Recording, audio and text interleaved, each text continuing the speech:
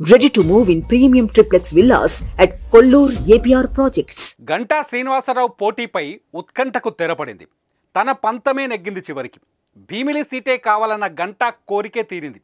భీమిలి నుంచి పోటీకి గంటా శ్రీనివాసరావుకు ఓకే చెప్పారు చంద్రబాబు. ఇదేమీ అంత ఆషామాషిగా జరగలేదు.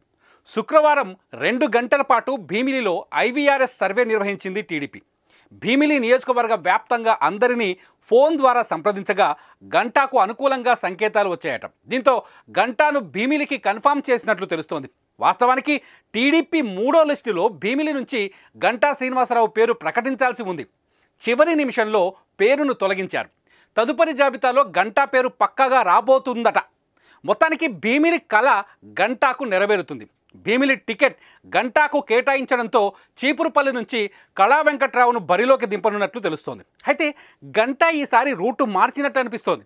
పోటీ చేసిన నియోజకవర్గం నుంచి మళ్ళీ పోటీ చేయని గంటా ఈసారి 2014లో పోటీ చేసిన భీమిలి నుంచి మళ్ళీ ఎన్నికల బరిలోకి దిగుతున్నారు.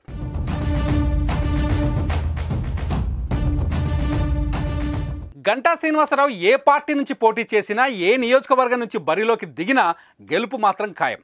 ఆయన రాజకీయ ప్రయాణాన్ని పరిశీలిస్తే ఈ విషయం స్పష్టంగా తెలుస్తుంది. ఒక్కసారి పోటీ చేసిన నియోజకవర్గంలో మళ్ళీ పోటీ చేయని నాయకుడు గంటా. ఎన్నికలు వచ్చిన ప్రతిసారి ఓ కొత్త నియోజకవర్గానికి వెళ్ళి అక్కడ ఓటర్లను తన వైపు తిప్పుకొని గెలవడం అంటే మామూలు విషయం కాదు. అలాంటిది తాను బరిలోకి దిగితే ఎలాంటి ప్రత్యర్థులనైనా దిగదుడిపే అన్నట్లు విజయకేతనం ఎగరవేశారు గంటా. ఒకసారి ఎంపీ, ఆ వెంటనే 3 సార్లు వరుసగా ఎమ్మెల్యేగా వేర్వేరు నియోజకవర్గాల నుంచి గెలవడం అంటే ఆషామాషి కాదు కదా. కానీ గంటా గెలిచి చూపించారు. ప్రకాశం జిల్లా జరుగుమిల్లి మండలం కామేపల్లి గ్రామానికి చెందిన గంటా శ్రీనివాసరావు విశాఖలో స్థిరపడ్డారు. డిగ్రీ పూర్తి చేసి స్థిరాస్తి వ్యాపారంలోకి అడుగుపెట్టారు. వ్యాపారవేత్తగా ఎదిగారు. 1999లో టీడీపీలో చేరి అనకాపల్లి లోక్సభ నియోజకవర్గం నుంచి పోటీ చేశారు. కాంగ్రెస్ అభ్యర్థి గుడివాడ గురునాథరావుపై 58,464 ఓట్ల తేడాతో గెలుపొందారు. ఆ తర్వాత 2004 అసెంబ్లీ ఎన్నికల్లో చోడవరం నుంచి పోటీ చేసి సీనియర్ కాంగ్రెస్ లీడర్ బాలిరెడ్డి సత్యారావుపై 9,601 ఓట్ల తేడాతో విజయకేతనం ఎగురవేశారు. అయితే 2004లో టీడీపీ ప్రభుత్వాన్ని ఏర్పాటు చేయలేకపోయింది. ఆ తర్వాత 2009 ఎన్నికల సమయంలో సినీ నటుడు చిరంజీవి స్థాపించిన ప్రజారాజ్యం పార్టీలో చేరిన గంటా అనకాపల్లి శాసనసభ స్థానం నుంచి పోటీ చేశారు.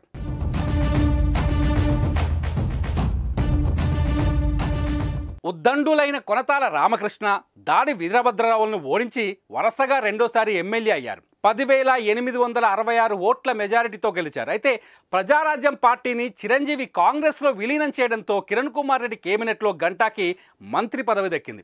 రాష్ట్ర విభజన తరువాత గంటా గుండ్రంగా తిరిగి మళ్ళీ టీడీపీలో చేరారు. భీమిలి నుంచి పోటీ చేసి వైసీపీ అభ్యర్థి కర్రి సీతారాంపై 37,226 ఓట్ల మెజారిటీతో గెలిచారు.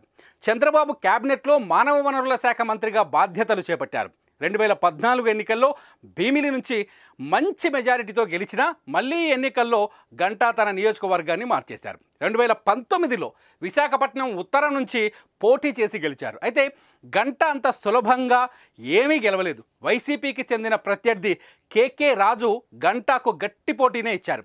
ఆఖరి రౌండ్ వరకు ఉత్కంఠగా సాగిన లెక్కింపులో చివరి విజయం గంటానే వరించింది. దీంతో వరుసగా వేర్వేరు నియోజకవర్గాల నుంచి 4 సార్లు ఎమ్మెల్యేగా ఎన్నికైనట్టయింది. అయితే ఈసారి మాత్రం 2014లో పోటీ చేసిన భీమిలి నుంచి మళ్ళీ రెండోసారి గంటా శ్రీనివాసరావు బరిలోకి దిగుతున్నారు. ఈసారి కూడా గంటా విజయ యాత్ర కొనసాగుతుందా?